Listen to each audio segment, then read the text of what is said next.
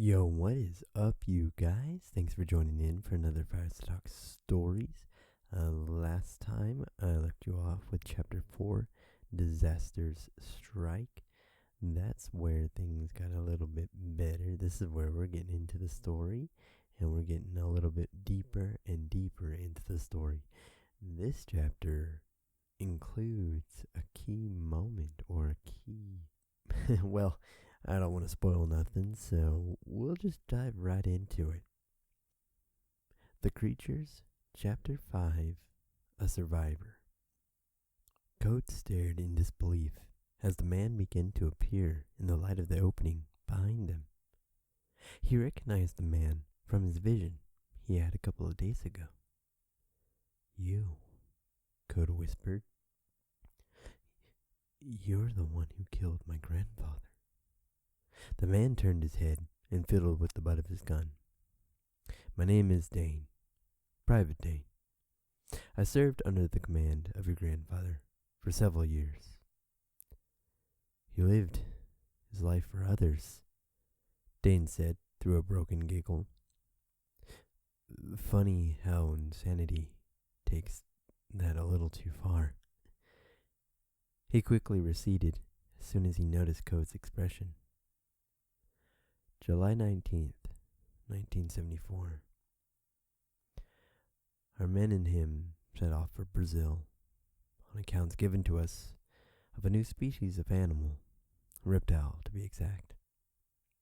We traveled far and wide to find this new wonder. Only found maybe a toad or two. Dane laughed in an attempt to dilute the discomfort, only to see it fail. Anyway, we stayed here on this god-forsaken island for what seemed like an eternity. And as you know, isolation isn't man's best friend. Dane looked outside the opening of the cave and then towards Coates. "That's where your grandfather comes in.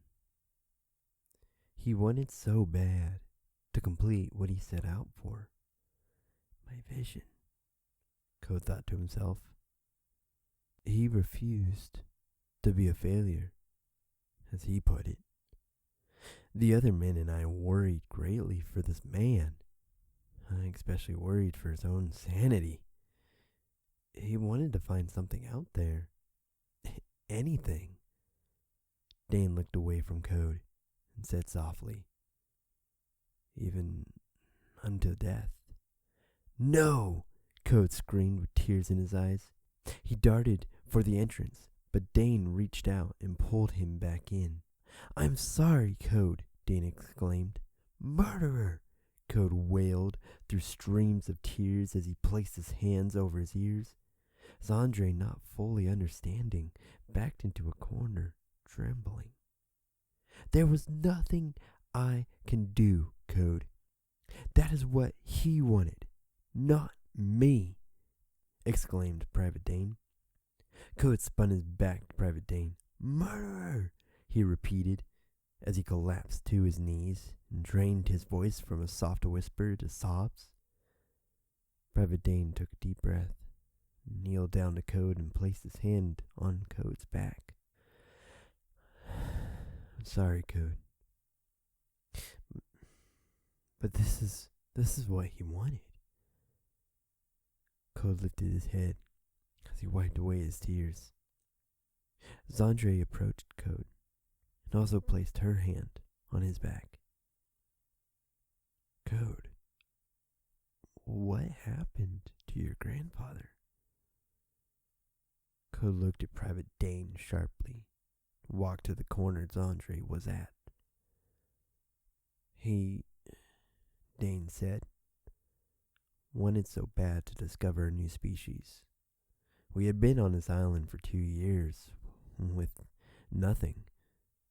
Coates' grandfather had the idea that if we weren't able to find a new species, we should create one.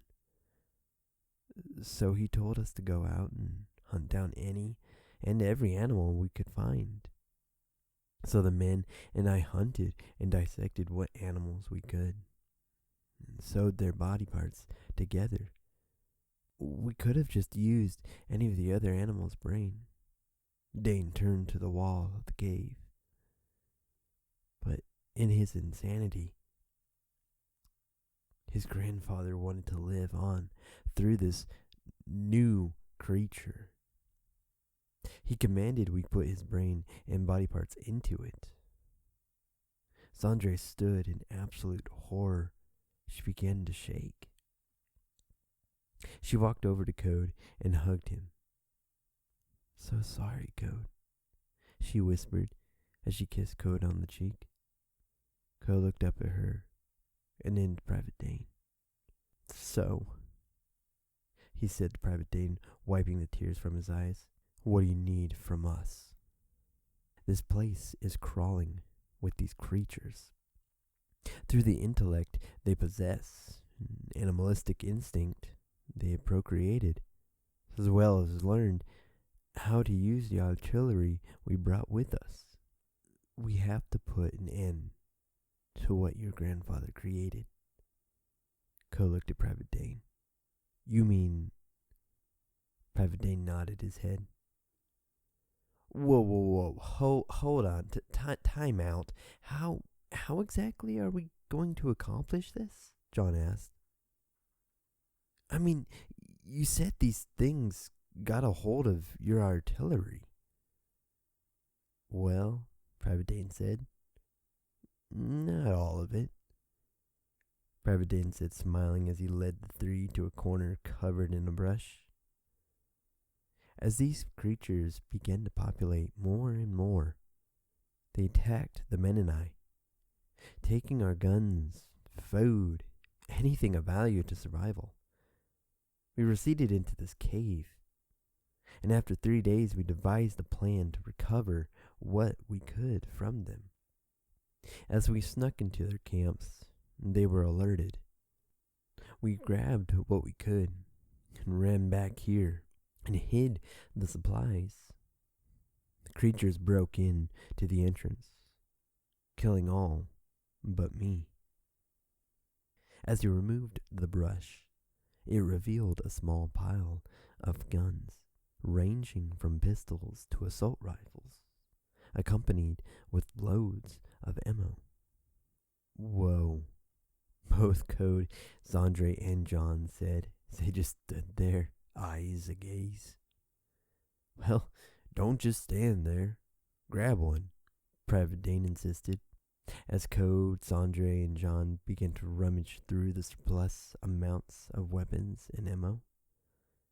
The three loaded and cocked their weapons. "This is gonna be sweet," John said. And there we go, guys. A little bit of a shorter chapter there as well, but we got chapter 5 done. We figured out who killed Code's grandfather and his vision, who that man was, and what happened to this man, and what happened to the Code's grandfather's team, and where they ended up. And now we are getting into the fight against these creatures to see if they can get out of this, as Code put it, godforsaken island, or filled with these creatures, and get back home safe and sound.